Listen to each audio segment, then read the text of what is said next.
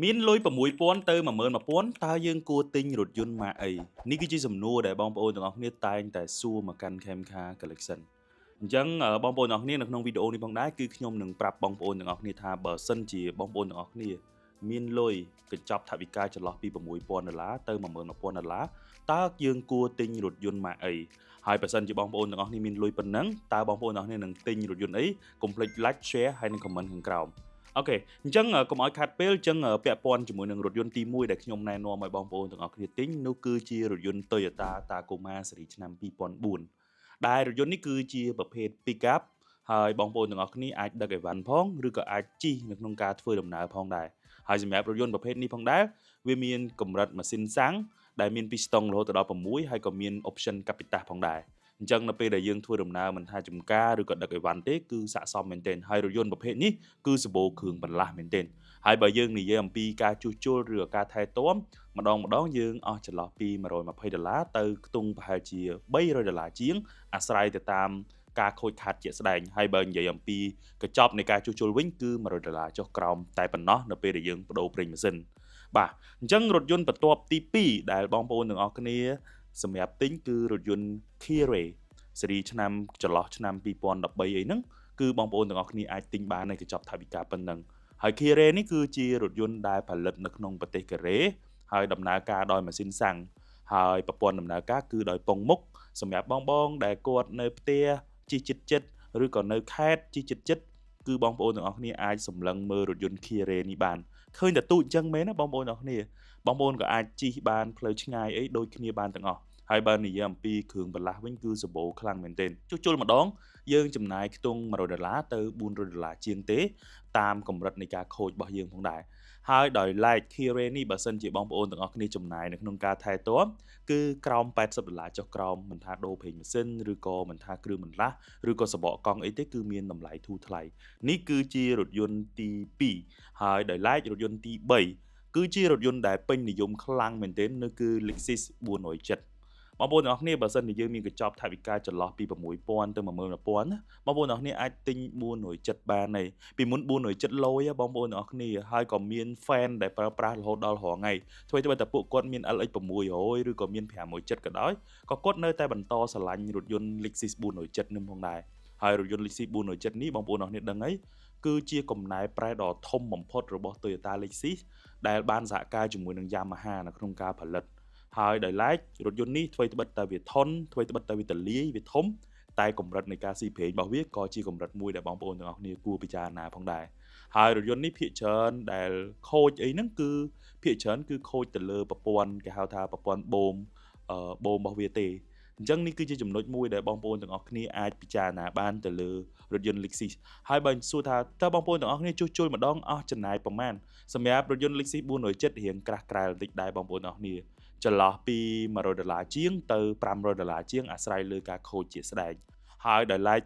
ចំពោះការថែទាំវិញក៏ចំណាយរៀងខ្ពស់ជាងរថយន្ត2ខាងលើដែរបងប្អូនទាំងអស់គ្នាដោយសារតែម៉ាស៊ីនរបស់វាធំការចំណាយនៃការបដូរប្រេងឬក៏ការដូរសបកកង់អីផ្សេងៗក៏វារៀងថ្លៃជាងរថយន្តធម្មតាដែរគឺវាចន្លោះពីខ្ទង់$100ជាងទៅ$300នេះគឺជា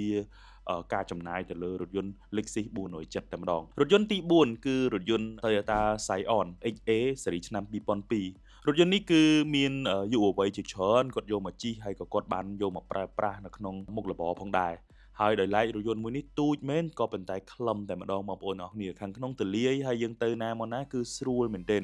ហើយបងប្អូនទាំងអស់គ្នាឃើញរថយន្ត Toyota Scion នេះទូចមែនណាប៉ុន្តែបងប្អូនទាំងអស់គ្នាអាចធ្វើដំណើរចុះខេត្តចុះអីគឺស្រួលហ្មងហើយនេះគឺជារថយន្តមួយដែលពេញនិយមខ្លាំងមែនទែនហើយរថយន្តនេះផងដែរបើសិនជាយើងនិយាយអំពីគ្រឿងបន្លាស់វិញគឺសម្បូរខ្លាំងមែនទែនហ្មងបងប្អូនអរគ្នាទៅកន្លែងណាទៅទីតាំងណាមិនថាខេត្តដាច់ស្រយាលណាក៏ជាងអាចជួសជុលបានដែរហើយបើយើងនិយាយអំពីសេវានៅក្នុងការជួសជុលគឺចន្លោះពី$100ជាងទៅខ្ទង់$300ជាងដូចគ្នាហើយដោយឡែកចំពោះការថែទាំវិញគឺយើងចំណាយខ្ទង់$100ទៅ$300ក្នុងការថែទាំម្ដងនេះគឺជាការចំណាយទូទៅអញ្ចឹងនៅពេលដែលបងប្អូនទាំងអស់គ្នាទិញរថយន្តណាទី1គឺចំណាយនឹងការជួសជុលទី2គឺចំណាយក្នុងការថែទាំហើយទី3គឺចំណាយទៅលើការបង់ពន្ធនេះផ្សេងៗនេះគឺជាចំណុចដែលយើងគួរគិតណាបាទអូខេអញ្ចឹងរថយន្តទី5គឺជារថយន្ត Camry ស៊េរីឆ្នាំ2002 រថយន្តនេះគឺជារថយន្តដែលខ្ញុំធ្លាប់មានបទពិសោធន៍នៅក្នុងការប្រើប្រាស់អស់រយៈពេលជាច្រើនឆ្នាំដែរបងប្អូនអរគ្នាធន់កម្លាំងស្ទុះហើយក៏ងាយស្រួលនៅក្នុងការដឹកអីវ៉ាន់ផងដែរហើយបើដឹកមនុស្សវិញគឺជិះទៅគឺ comfort ស្រួលមែនទែនបងប្អូនអរគ្នាអញ្ចឹងសម្រាប់រថយន្តប្រភេទនេះគឺវាមាន option វាមាន LE XLE ក៏ដូចជា SE អញ្ចឹងនៅពេលដែលបងប្អូនទាំងអស់គ្នាទិញបើសិនជាទិញគឺយើងអាច select យក option ណាដែលយើងស្រឡាញ់ទៅហើយរថយន្តនេះបើសម្រាប់បងដែលគាត់នៅតាមខេត្តគឺប្រើប្រាស់ធន់មែនទែនហើយចំពោះសេវានៅក្នុងការជួសជុលគឺភាគច្រើនគឺវាខូចទៅលើតែប្រព័ន្ធគ្រឿងក្រោមអាចថាអាលុងចកោតអាលុងជាមួយនឹងប្រព័ន្ធបូមឬក៏កស៊ូស្លាបបញ្ជាអីទេហើយបើនិយាយពីការចំណាយវិញនៅក្នុងការជួសជុលគឺ$100ទៅ$300គឺអស់ថ្លៃ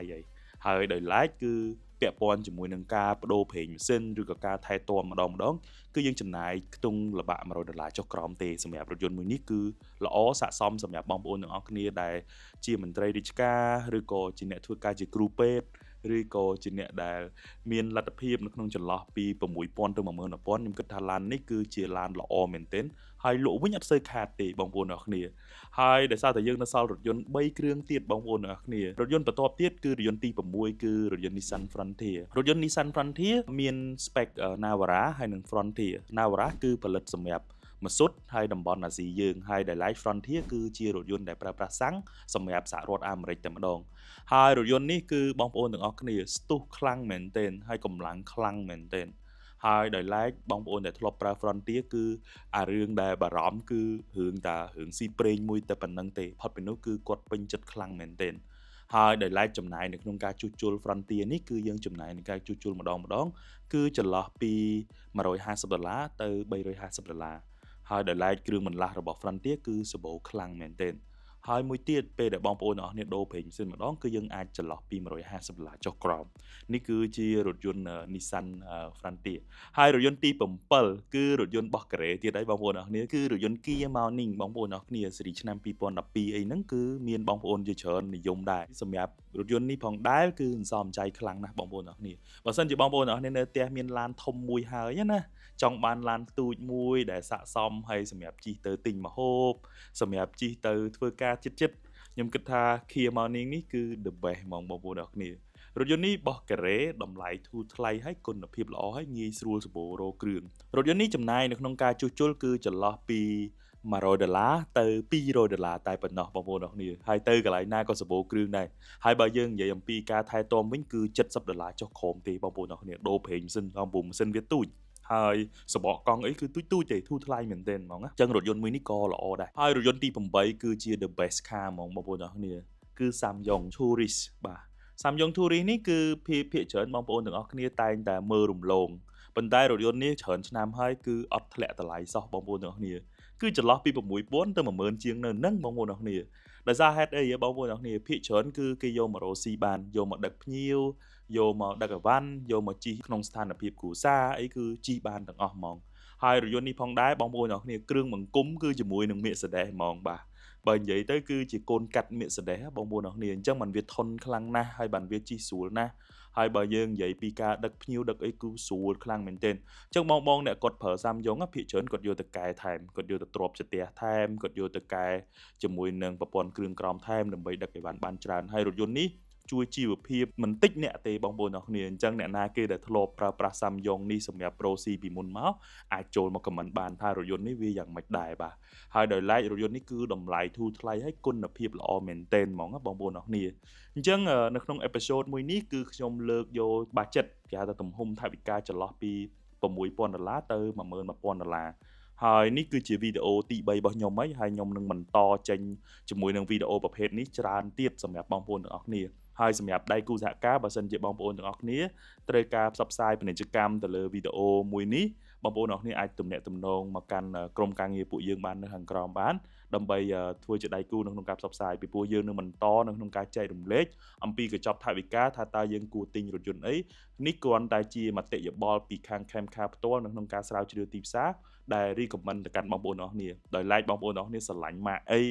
ឬក៏អីបន្ថែមទៀតអាចឆាតមកសួរ Camcar បន្ថែមទៀតបានអញ្ចឹងបងប្អូនទាំងអស់គ្នាកុំភ្លេច follow ជាមួយនឹង page Camcar ក៏ដូចជា subscribe ជាមួយនឹង YouTube Camcar follow ជាមួយនឹង TikTok Camcar ម្នាក់មួយផងហើយជួបគ្នានៅវីដេអូក្រោយគោរពជំរាបលាបងប្អូនទាំងអស់គ្នា